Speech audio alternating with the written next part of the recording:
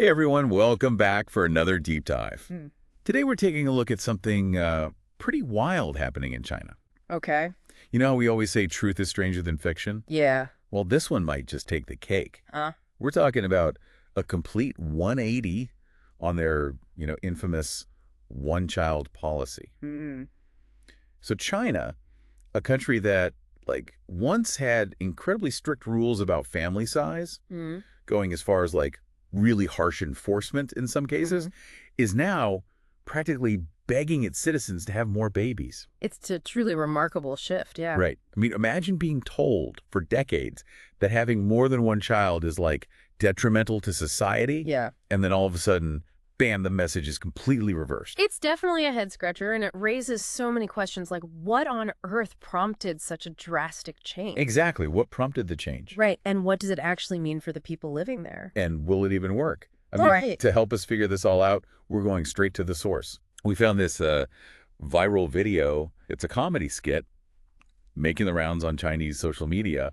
And I saw that one, yeah. yeah, the comment section is pure gold. It gives us this raw, unfiltered look at how people are actually feeling about this crazy policy shift. Yeah, those first-hand perspectives are so important, because it's one thing to, analyze policies and statistics, Right. but it's a whole other thing to actually hear from the people living through these changes. It's you can really feel the weight of it all.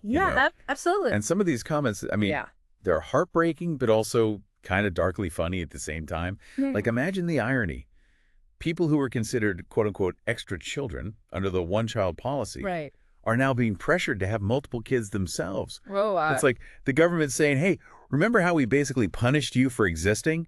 Well, now we need you to, go and create more extras. yeah, I can see why that would lead to some mixed feelings. Definitely, you can sense this feeling of betrayal in a lot of the comments. Yeah, it's understandable. It's people feel like their reproductive rights were, ignored in the past, Yeah. and now they're being pushed in a whole different direction. It's almost like they're being manipulated no matter what, Totally. like they can't win. Okay, so before we get too deep into the emotional side of things, Yeah. let's back up a bit Okay. and try to understand why this U-turn even happened in the first place. Right. How did China go from these super strict family planning rules to practically encouraging bigger families? Well, I think the answer lies in demographics. Okay. China's birth rate has basically plummeted, way lower than anyone expected. Well, And yeah, even lower than Japan, which is known for its aging population. wow. Yeah, their total fertility rate, which means the average number of children a woman has in her lifetime is, get this, hovering around one. Yeah.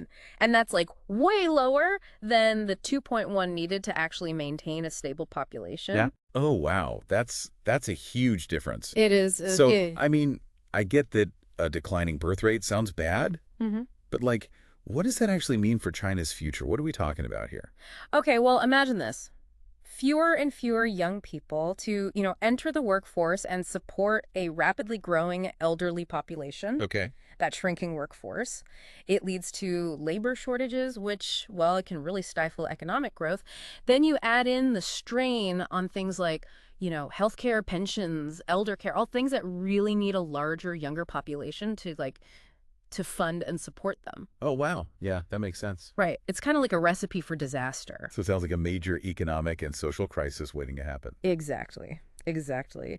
And the Chinese government, they're not oblivious. They recognize this ticking time bomb. Right. And they're trying really hard to diffuse it, hence this abrupt shift from limiting births to practically encouraging them, Okay, that makes sense. That explains the why behind this policy U-turn. But let's talk about the how. What are they actually doing to get people to have more kids? Right.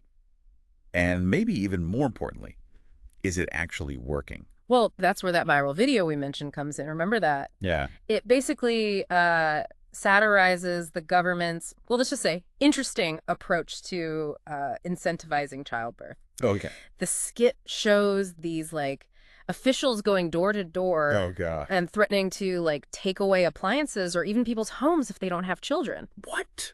No way. It's pretty wild. That's crazy. It's you laugh because it's absurd, Right. but then you realize it's too close to reality for comfort. Exactly. And the comments on that video, they really reflect that feeling. People are saying things like, my uterus is not public property, Oh, and they're controlling whether you have kids or not, like flipping a pancake, you know? that's powerful imagery. Right. There's this real sense that the government's trying to dictate these deeply personal choices, Yeah. and it feels, well, intrusive and kind of disrespectful. Yeah, totally. So, like, besides these kind of intimidating tactics, what else is the government doing to boost birth rates? Okay, so they're actually trying a whole bunch of different things, like cash rewards for having more children, extending parental leave, childcare subsidies, even housing benefits. That's interesting. On paper, it seems like a pretty comprehensive plan, Yeah. but the big question is, are these incentives actually working? Yeah. Are people actually biting? What are folks saying online?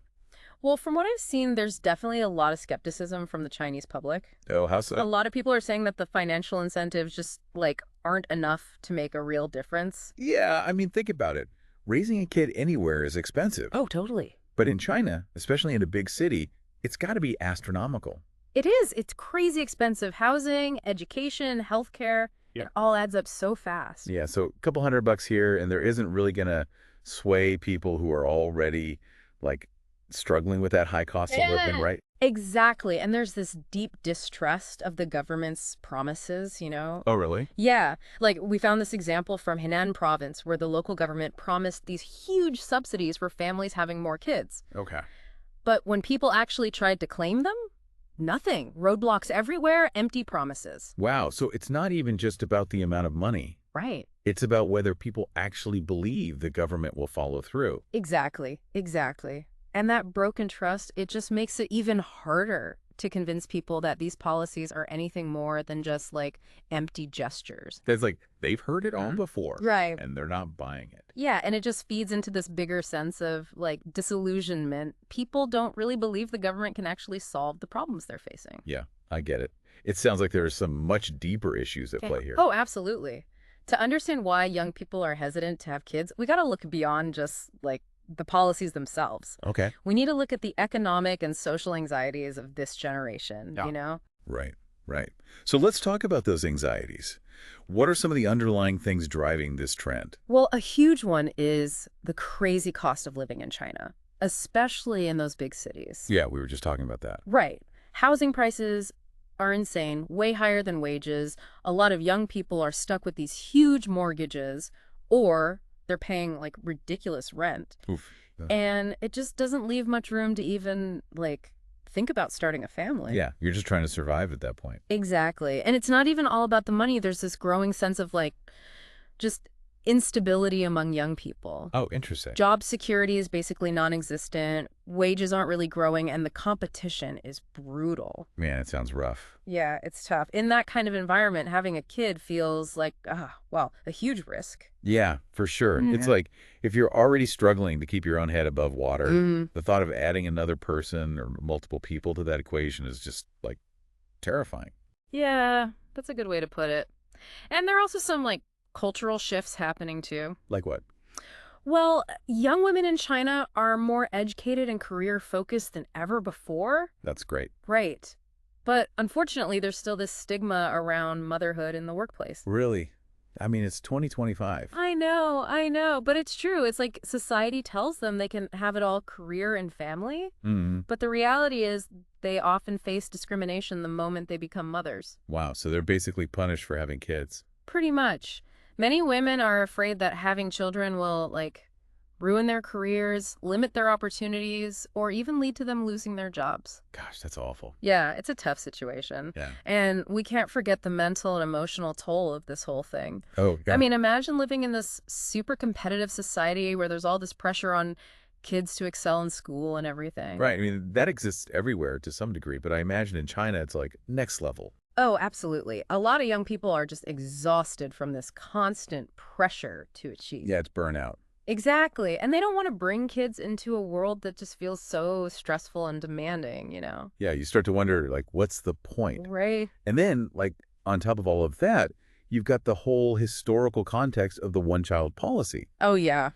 I mean, it's just wild to think that the people who were penalized for being, like, extra children are now being told they need to have multiple kids to fix the problem. The irony is definitely not lost on them. I bet. One comment I saw online summed it up perfectly. They said, when I was young, they told me I was an extra child. Now they want me to have extra children. Wow. Yeah, it just shows how frustrated people are. Yeah, it's like make up your mind. Right. It makes you wonder if the government can really, engineer a solution to this problem. Right, like can policies alone really reverse this trend, especially when it's driven by such deep-seated economic and social anxieties? That's the million-dollar question, isn't it? Right. Yeah, it really is. It's clear that just throwing money at the problem isn't going to cut it. Nope, not at all. It's like putting a Band-Aid on a broken bone. Exactly. So what would a more comprehensive approach look like? What would it actually take to address these underlying anxieties, to make people feel more secure about having families? Well, this is where things get really interesting. We have to start thinking about some more fundamental changes. Okay. Changes to the social and economic structures of Chinese society, So like what? Give me some specifics. We're talking about tackling things like affordable housing, income inequality, job security, Right. and creating a better environment for working moms. Yeah, those are some pretty massive challenges. They are. They are. It's not going to be easy, that's for sure. No, it sounds like a pretty monumental task. It is, but it seems like addressing those root causes is the only way to really create a lasting solution to this demographic problem. Yeah, that makes sense. Yeah. And it's not just China, right? I mean, we're seeing similar things happening in a lot of developed countries. All over the world, yeah. Declining birth rates, aging populations, that feeling of economic anxiety among young people. It's a global thing. So it's not just a China-specific problem. Nope, not at all.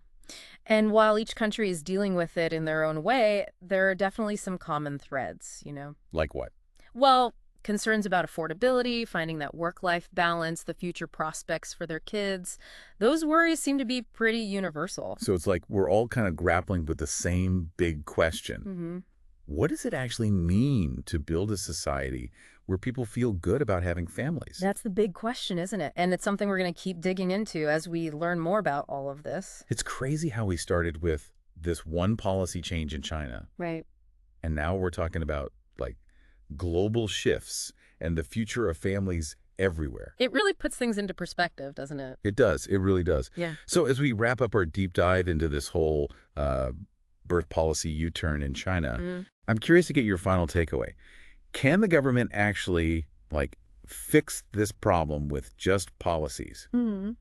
Or do they need to fundamentally change how society views and supports families?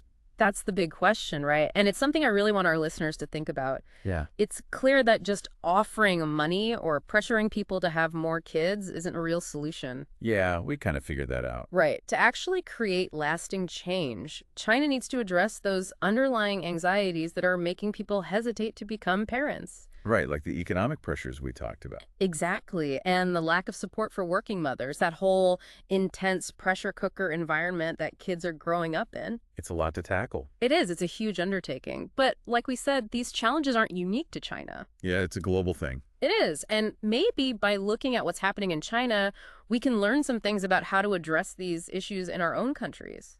It's a reminder that we're all more connected than we realize. Absolutely. And the choices we make today, both individually and as a society, they're going to have a huge impact on what the world looks like tomorrow. That's a powerful thought. Well, I think that about wraps it up for our deep dive into China's demographic dilemma. Thank you so much for joining us. It's been a pleasure, and keep those brains working, everyone. Yeah, keep questioning, keep learning, and we'll see you next time for another deep dive. Yeah.